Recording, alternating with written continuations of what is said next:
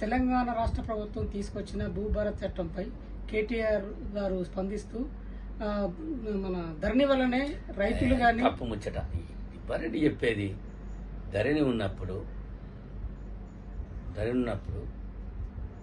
ఒక power society collector చేతిలో ఉండేది.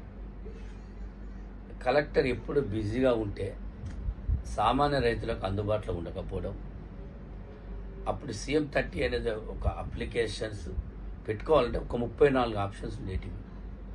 అందులో రైతులకు అర్థం కాక సతమతం అయ్యేవారు. సరైన ధరను కూడా క్లియర్ కాక రైతులు అప్పట్లో చాలా ఇబ్బందులు పడ్డారు. అవి గ్రహించినాక కాంగ్రెస్ ప్రభుత్వం వచ్చాక, రేవంత్ రెడ్డి గారు వచ్చాక, భూభారత్ తెచ్చాక ఇందులో పవర్స్ అనేటి రైతులకు అందుబాటులో ఉండే విధంగా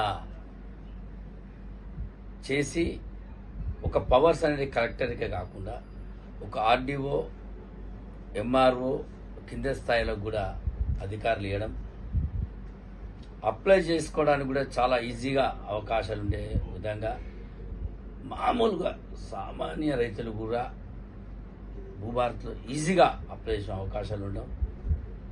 రెక్టిఫికేషన్స్, సవరణలు చేసే అవకాశాలు మాత్రమే ఈ యొక్క భూభారత్లో ఉండేది. ధరణిలో రెక్టిఫికేషన్లు చేసుకునే అవకాశాలు కూడా లేకపోయేటివి. కనుక ధరణి కన్నా భూభారతే చాలా బాగుందని రైతులు, ప్రజలు నమ్ముతున్నారు కనుక ఈ తప్పుడు ప్రచారాలు మానుకోవాలని టీఆర్ఎస్ హెచ్చరిస్తున్నారు.